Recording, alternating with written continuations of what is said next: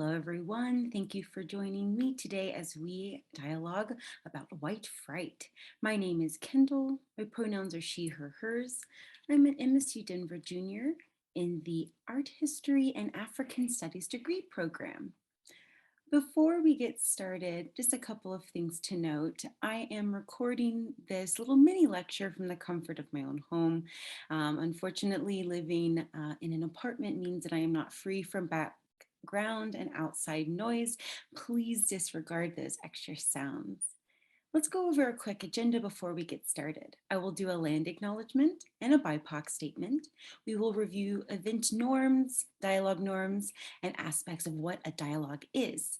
Then I'll begin a little mini lecture about the historical manifestations of white fright. Once the mini lecture is over, the dialogue can begin. This is an excerpt from the MSU Metropolitan State University of Denver Office of Diversity and Inclusion. Today we honor and acknowledge that we are in traditional territories and ancestral homelands of the Cheyenne and Arapaho nations. This area was also the site of trade, hunting, gathering, and healing for many other Native nations. We recognize the Indigenous peoples as the original stewards of the land.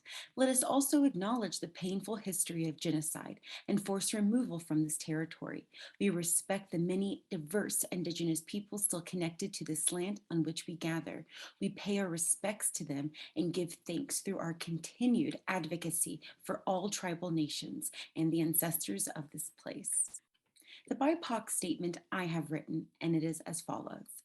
CMEI acknowledges the BIPOC community through allyship, action, and cultural competency. We acknowledge ongoing systematic oppression, socioeconomic disparities, and racial injustices that are experienced by our community every day.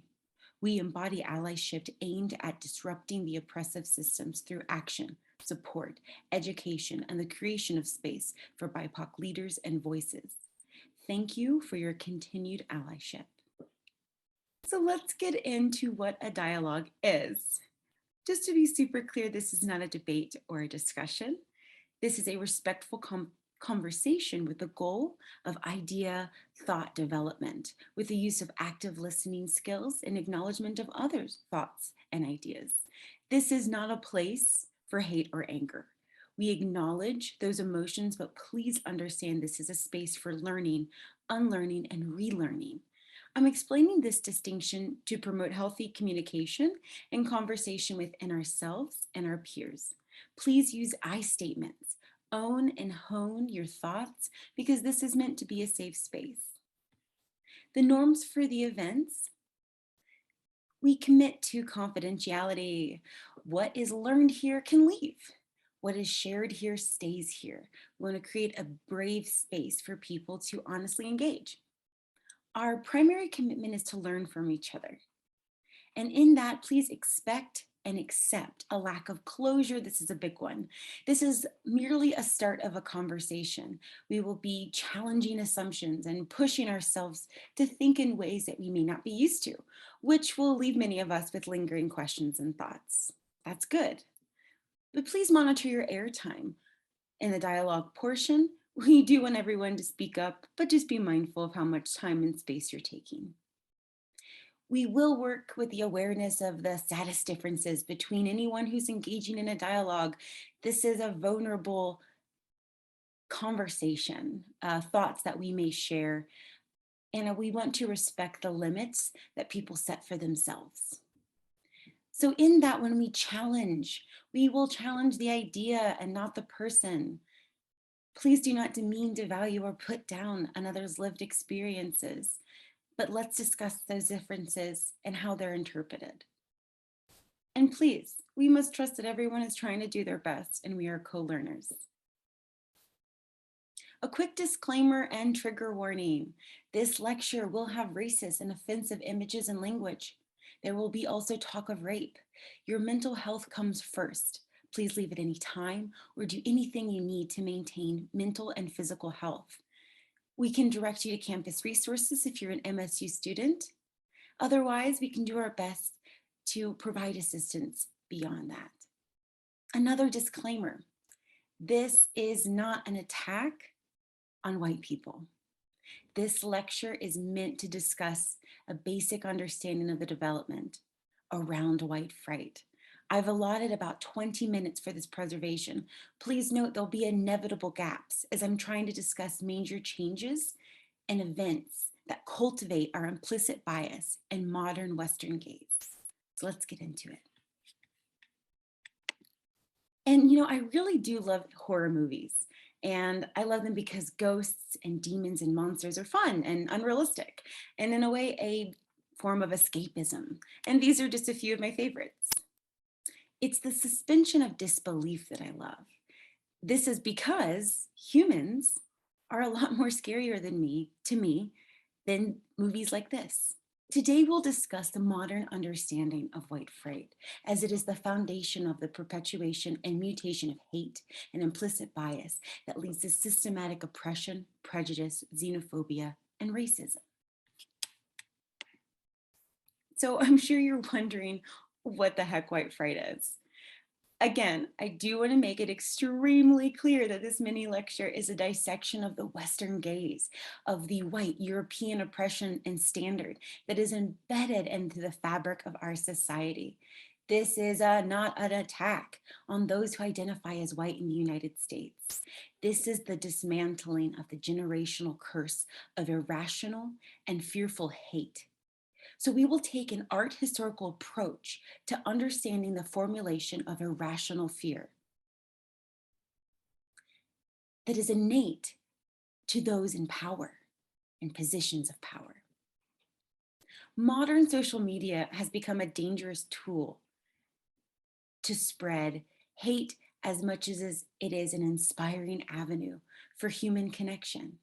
Before our gadgets, art served the same purpose, whether it was carved into stone, wood, or as decoration on a public space, in the form of advertisements, in a French salon, in urban galleries, exhibits, and and history museums.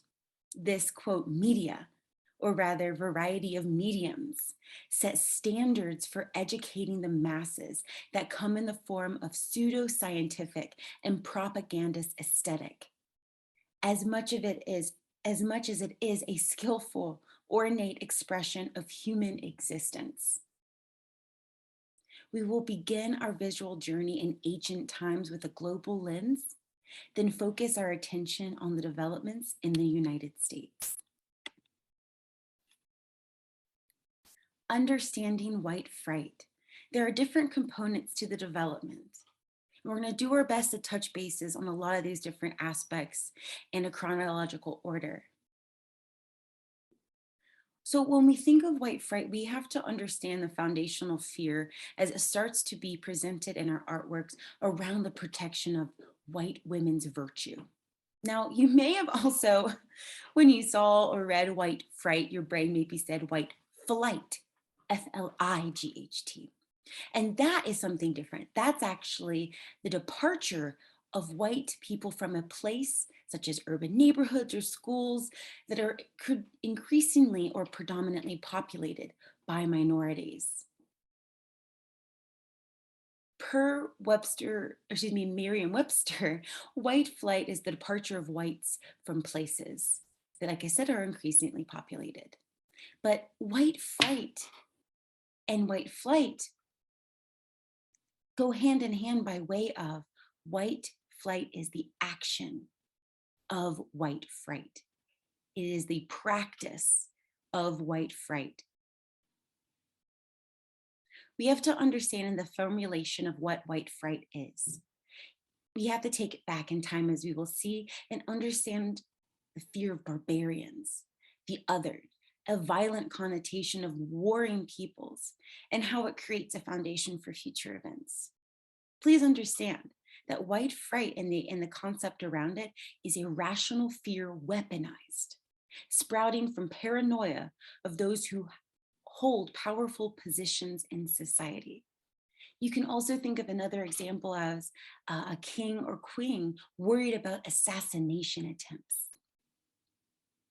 Implicit bias.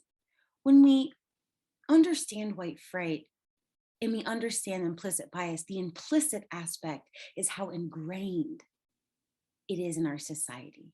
We have a bias win. Rather than being neutral, we prefer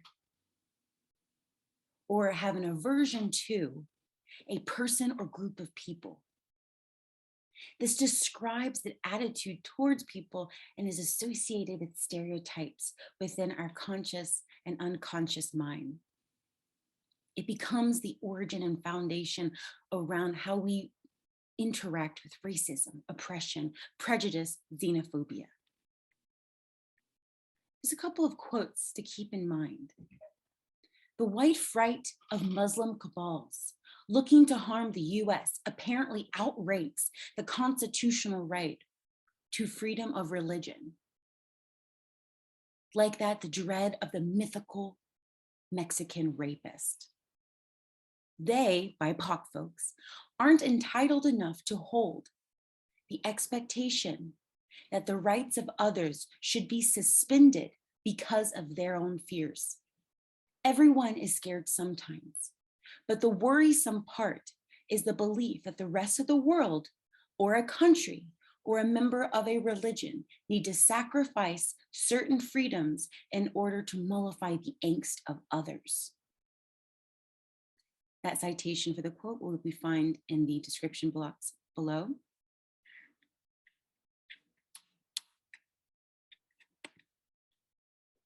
Just want to briefly discuss our historical agenda. On this more global note, we're going to look at the domino effect that set up humanity to embrace this fear as fact. We're looking at what a barbarian is in depiction, Islamic expansion, transatlantic slave trade. In the United States, the continuation and the narrowing, looking at Jim Crow, civil rights movement, and the modern day Karen. These are broad, we're jumping around a bit, but please bear with me. The barbarian.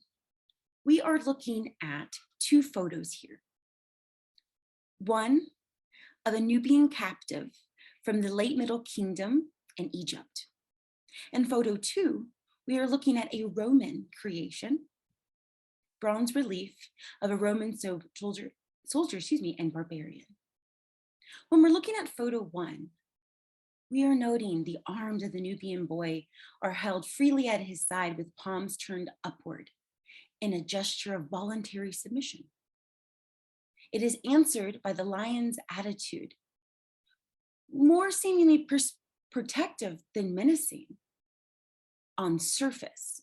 Take a moment to look at what this depiction could mean to a societal standard. That is what we're dissecting. We are going to look at hierarchical structure, noting who is larger, who is smaller, and how that translates to power.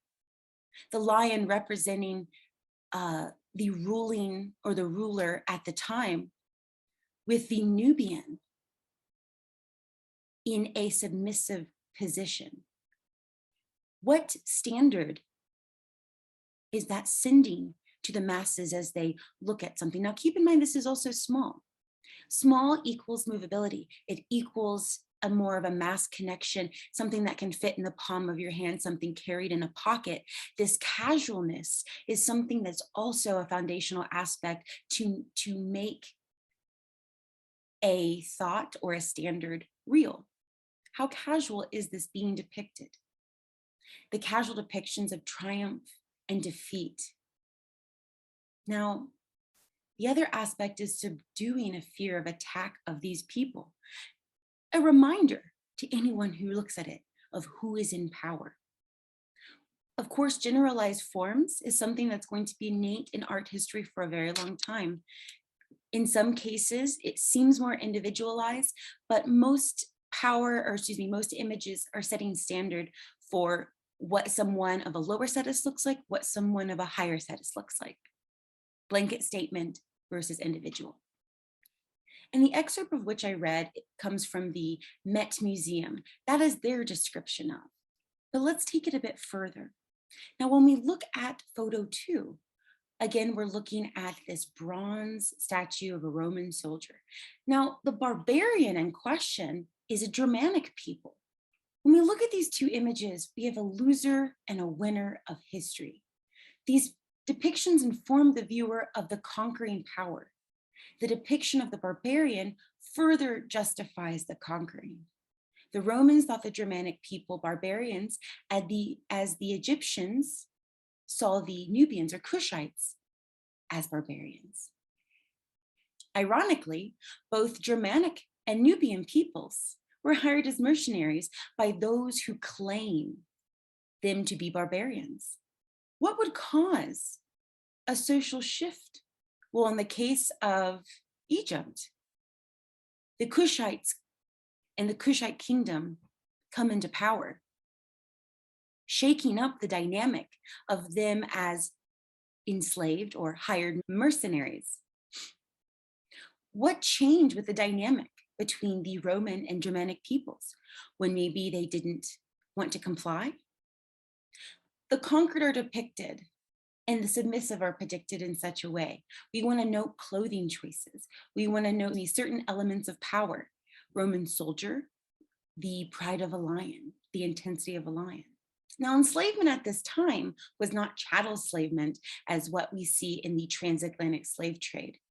Chattel enslavement, indifference, is closely connected to the economic success or failure, meaning that with the removal of chattel enslavement, economic systems would collapse because that is how they are addressing their labor, exploited labor. Enslavement and servitude were a way to subdue captives, a way to deal with them, with the uncivilized enemy that may threaten power. It is a long-time war tactic to enslave your enemy because that is how you conquer and divide. We're going to jump forward in time. Now, this is going to be after the establishment of the transatlantic slave trade.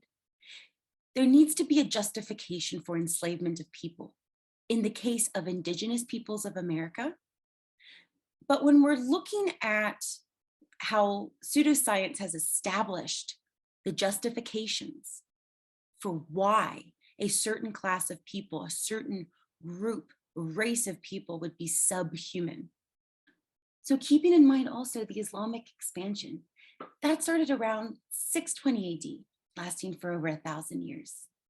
Harem scenes and slave market scenes are a way to show audiences the potential danger of Islamic invaders. Now, something to note when we think of the audience, these paintings were created not for those of color, but those in power. And at this time, you're looking at great powers of Europe. So with that being said, if these are the images being shown, depicting people who had no say in their depictions, what standard is it setting? What is it telling those? And why in such a casual manner is this dangerous? So we are going to note the high contrast between the pale skin of a nude woman or provocatively dressed women in positions that make them submissive and promote danger.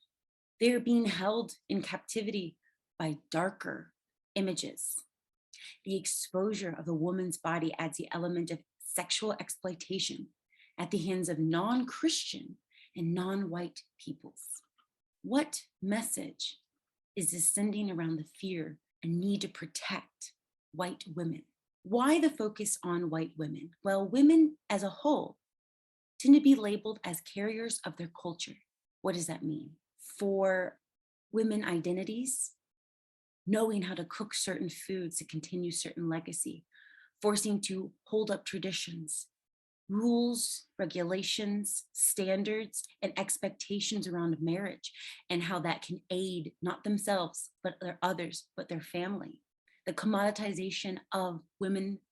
So in discussing the transatlantic slave trade, that upon Spain's expansion, looking for New Spain, looking to cultivate further crop, encountering the Tiano people in the Caribbean, encountering native nations within Central and South America, Upon landing in Northern America, encountering indigenous peoples there, before the full enslavement of Africans, there was an attempt to assimilate and to save the indigenous peoples in which they encountered. Justifications of enslavement based on capitalistic labor needs for sugar and trade expansion, non-Christian, dubbed dumb, and only useful for labor needs, start to become themes to justify the mistreatment of indigenous and African people. And for spice, let's throw in the white savior complex, because we have to save the heathens as further justification of. When then the depictions, exploration, academic research is all going to be through the lens of these justifications to keep those in power, and to justify the treatment of others.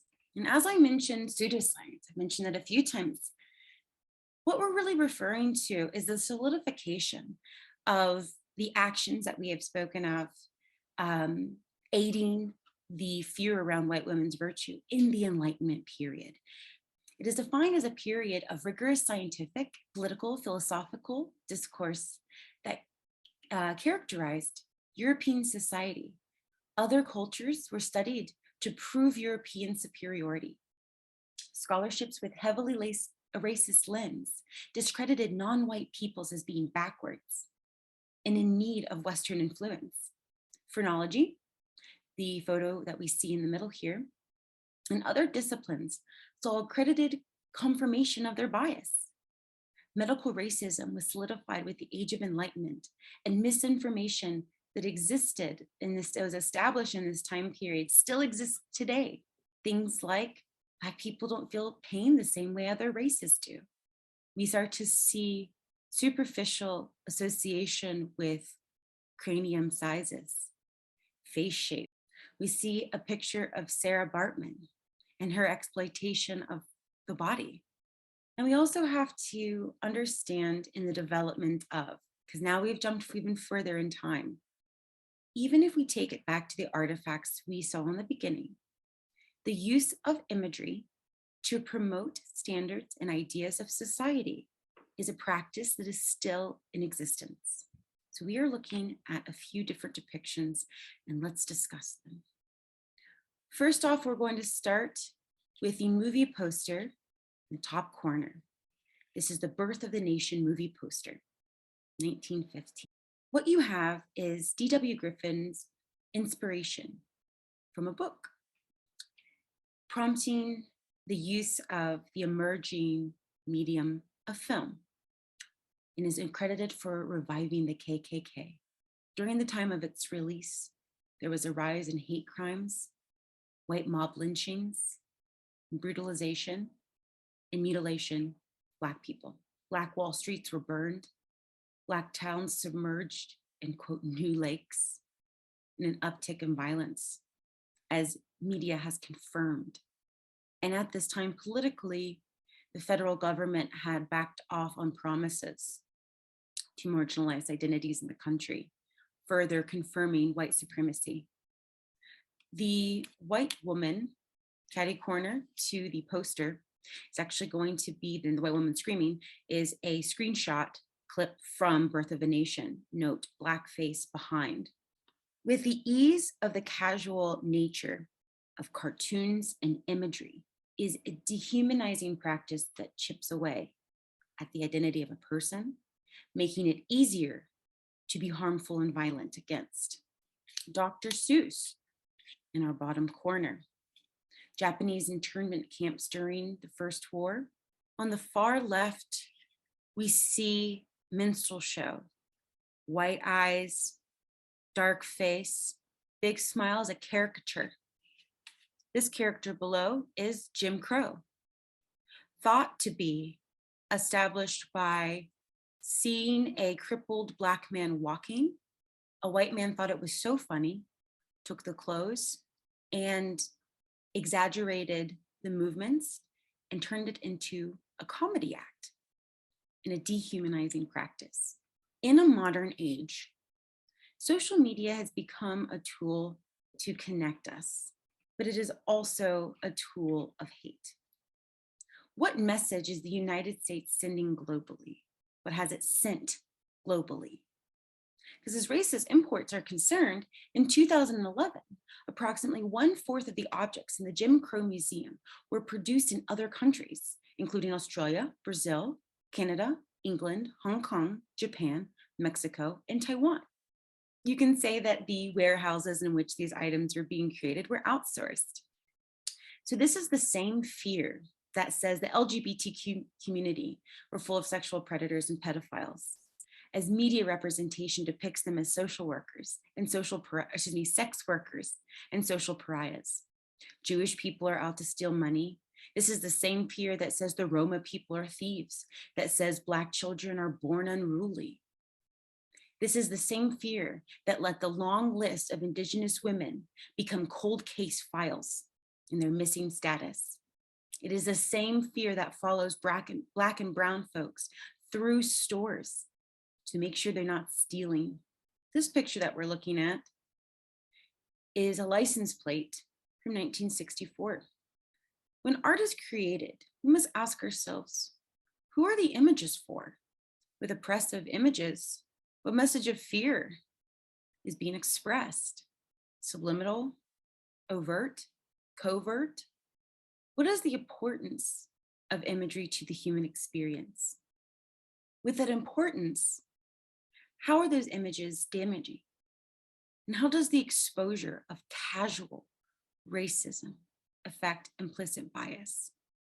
The root of white man's hatred is terror, a bottomless and nameless terror, which focuses on this dread figure, an entity which lives only in his mind. What white people have to do, Baldwin once said, is try to find out in their hearts why it is necessary for them to have a Negro in the first place. Because I am not a Negro, I am a man. If I'm not the Negro here, and if you invented him, you, the white people, invented him, then you have to find out why. And the future of our country depends on that, whether or not it is able to ask that question. Thank you so much for your time, and I hope you have a productive dialogue.